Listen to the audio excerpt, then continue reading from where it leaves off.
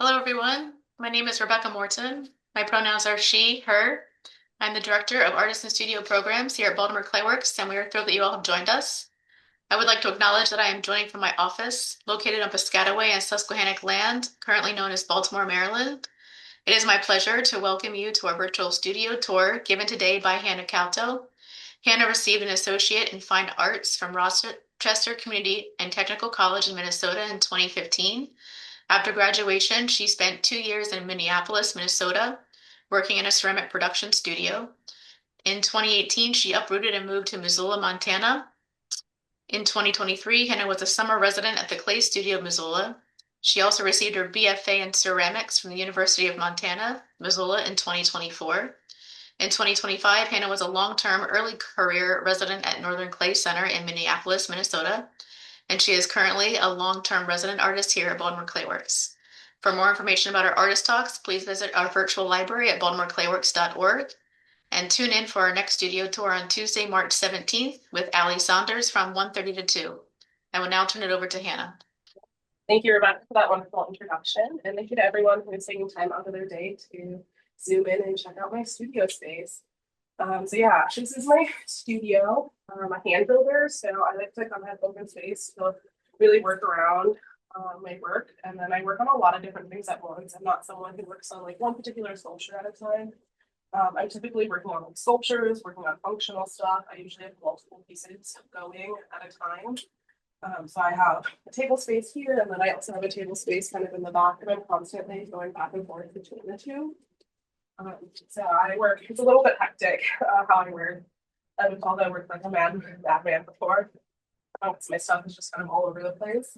But I do try to keep my space pretty organized. And I'm just kind of bouncing from like one thing to another. So a lot of times I might be like working on a sculpture and then I might get stuck and I'll just like switch over to something else. And also that's kind of how I glaze too. Like when I'm glazing pots and sculptures, I have like multiple pieces that I just kind of go back and forth. I work very intuitively.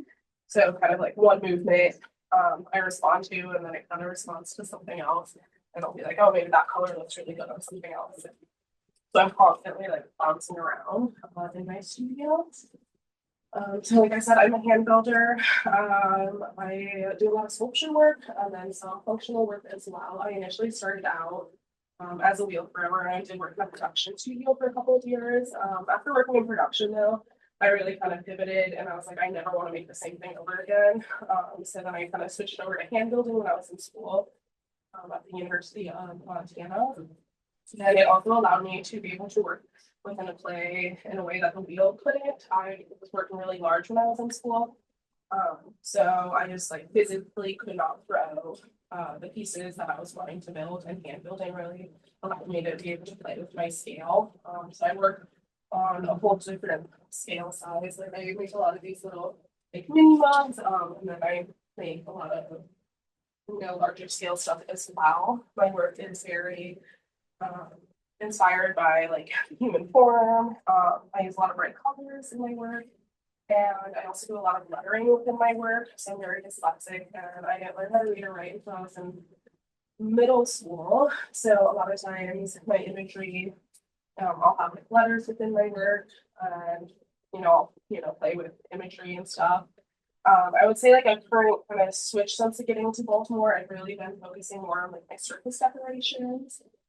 In the past, it was all about like textures, but since being here, I'm really kind of focusing on surface decoration. So my work's getting a little bit like more smoother to give me a surface to play with. So that's been really exciting. I also really like to play with like proportions. I'm really interested in like abstract painting and that kind of stuff. And I like to kind of play with things that are maybe somewhat obscure in a way, like this piece over here. This is an older piece that I was working on, but it's kind of a large piece. The bags kind of pop out, and there's just supposed to be like little salt cellars. I think it's kind of funny and ironic that it's like such a big piece for like a very small specific thing.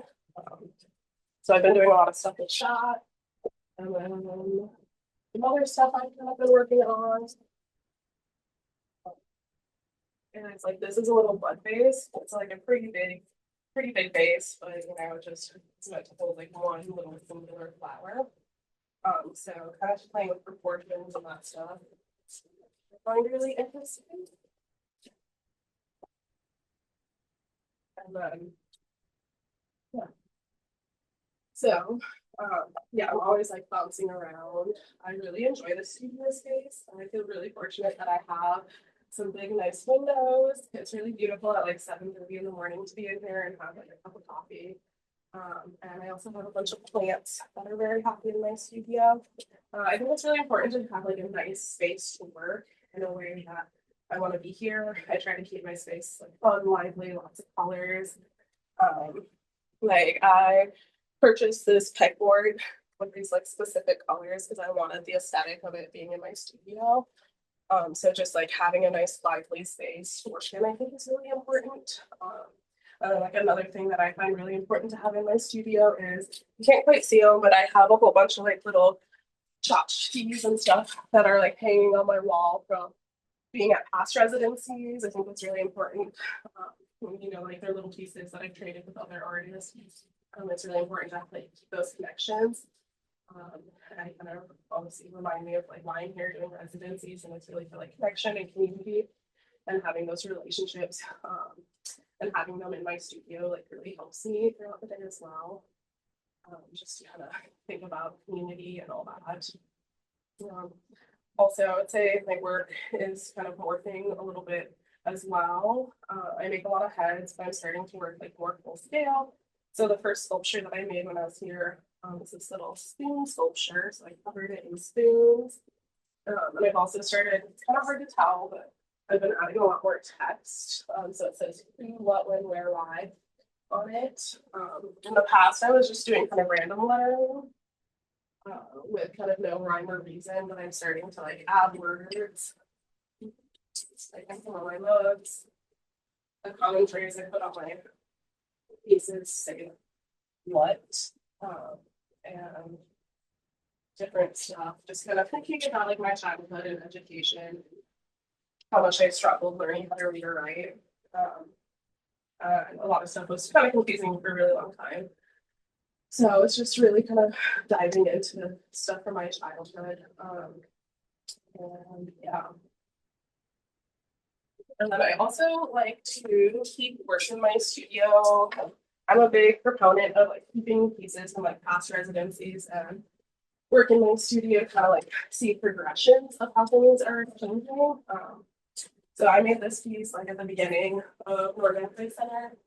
Um, and I really honestly haven't been hand building all that long. I didn't start hand building until I was in school, which was about like 2023. So I've really only been hand building for like a few years.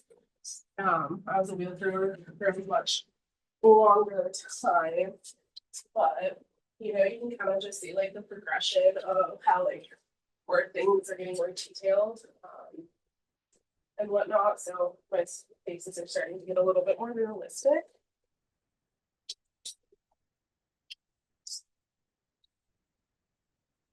And I primarily work like cone six electric kiln. I like the colors that I'm getting out of that with like underglazes and stuff.